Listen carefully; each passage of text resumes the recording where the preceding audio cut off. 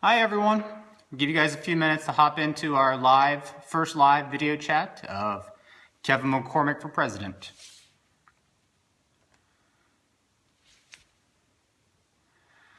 So we were here today. We scheduled this event for everyone to find out more about why the recent encryption bill, the Hillary Clinton email security and email server scandal, and FBI case are so important, and why we are actually missing some of the most important details in our country, and why these should be things that we should be more focused on and have our Congress and executive office truly understand these issues.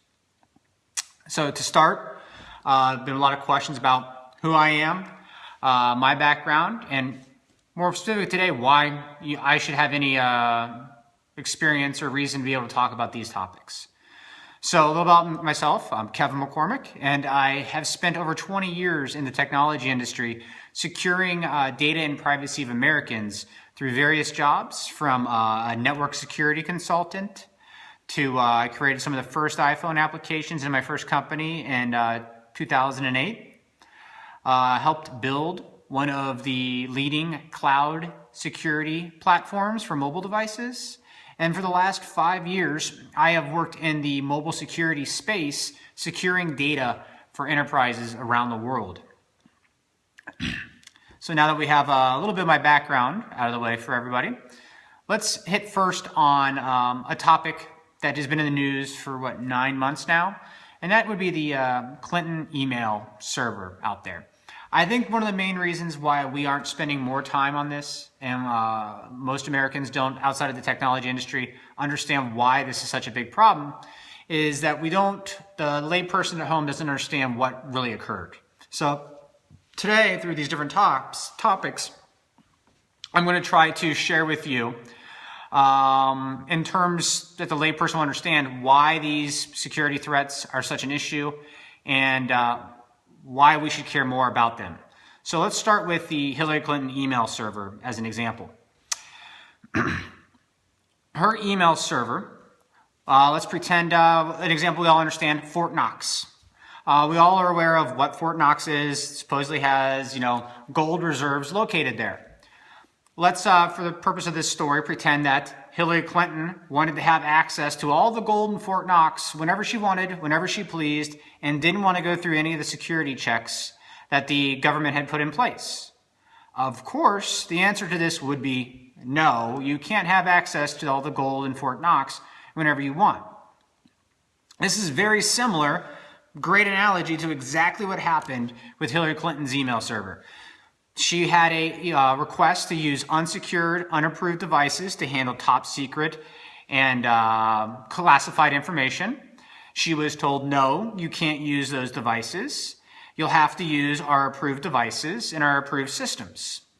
So now you can see that they have very similar issues here of the email server and our Fort Knox example. So let's go back to Fort Knox.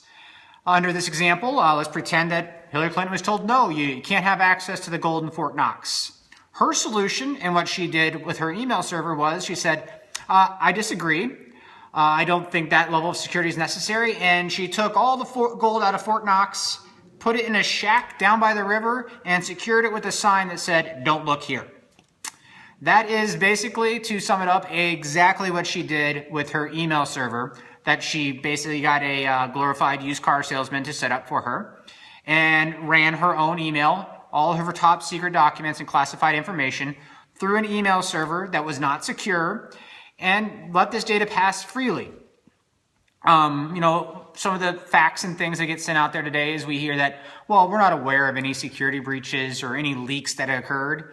Let me tell you that when hackers and people who want access to top secret information find out there's a server out there with information on it free for them to view and take hold of, they don't send you a message saying, hey, we know about your email server. They sit there and collect this data until that email server or that security hole is patched.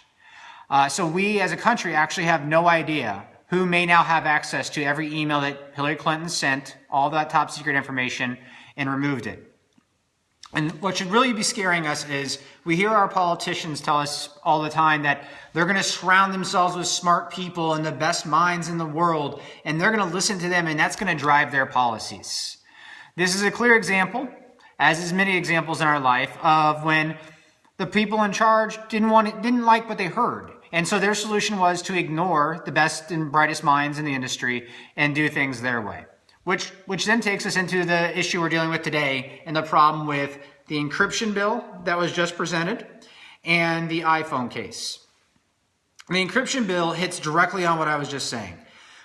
Many great minds of the technology industry have stepped forward and said that they want to help guide Congress and give them great policies to write a bill that might be able to handle some of our problems with encryption and the use in the iPhone case. Instead of listening to these great minds, our politicians went out and designed a bill that does the exact opposite of what everyone in the industry has told them to do.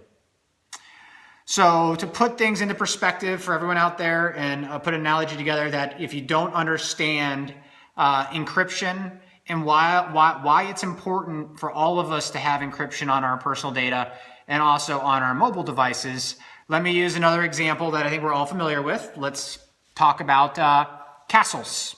We've all seen movies with castles and the wars that occur. Castles changed a lot over the years, but they all had the basic parameters of tall walls, maybe a moat around the bottom, and a drawbridge. This was great perimeter security at the time.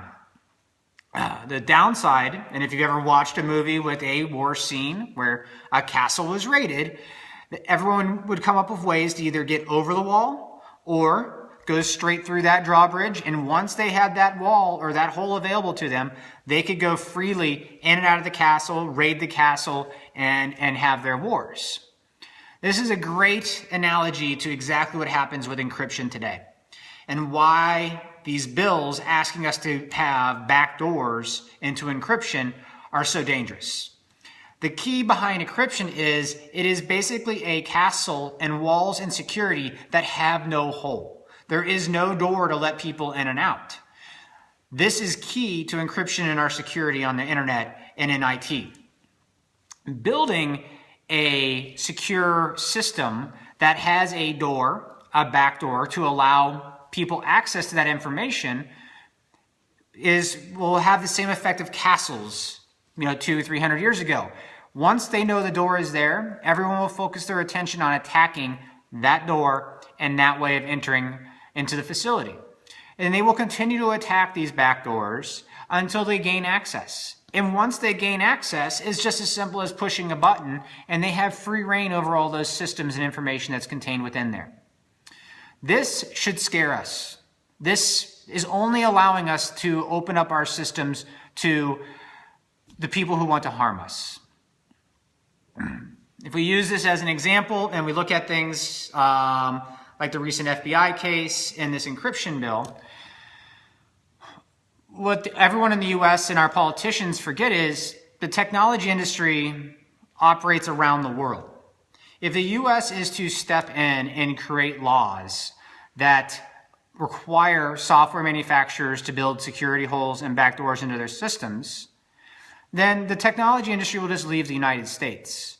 We are not securing the United States by making these requirements. We're actually making us less secure. Because the technology industry can be anywhere. We can write software from anywhere. We can design systems from anywhere. These companies in the technology industry in the US will cease to exist. No one wants to buy software and work with companies that they know have created backdoors for the US government to get into that information. Cisco, our leading technology companies, will never be able to sell their equipment to overseas and other governments if they know the United States has backdoors into these systems. These companies will just cease to exist in the U.S. They will move their headquarters to other countries that are friendly to security, and they will be headquartered there. All those tax revenues will move to those countries, and you will see an end to the technology industry in the United States. This should be something that all of our politicians should be focused on and paying attention to. But instead, we have politicians who, instead of listening to very intelligent people who understand these items and security needs, are out there just writing bills that will destroy our industry. These were great topics today. I wanted to keep this short and to the point, but these are items that you should be asking yourself. And when you're out there looking at these again, why are these important? We hit on the encryption bill, and I'm going to end with the iPhone case.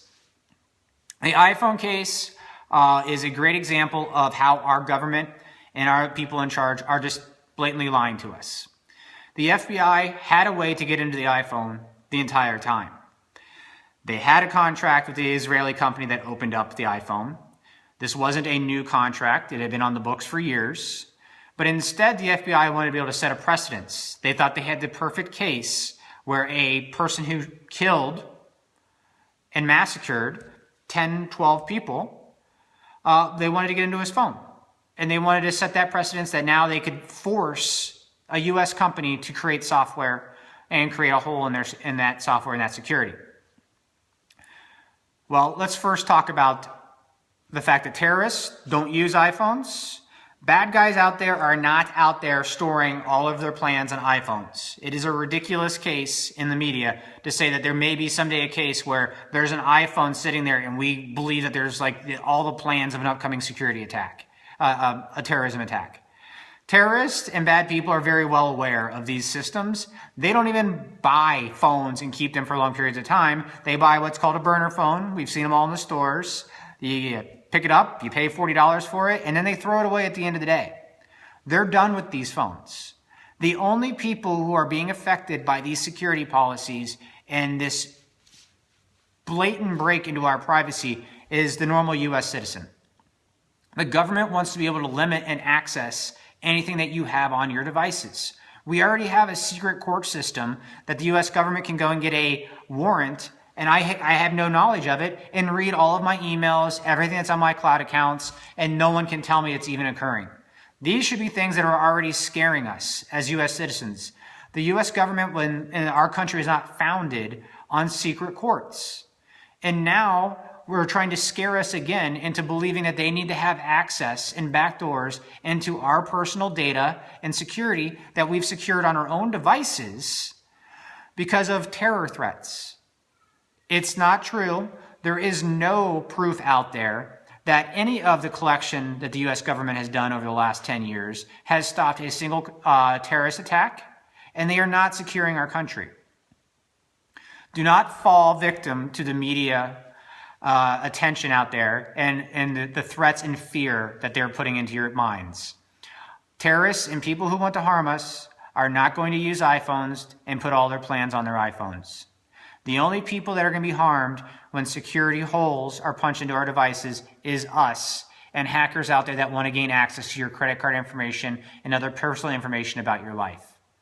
Don't allow the government to gain access and require backdoors into any of your IT systems. Well, we were just quick and to the point. Please comment and follow up online on this video. And of course, outside of Facebook, go to kevinmccormick2016.com to learn more about my campaign and my platform. Thank you.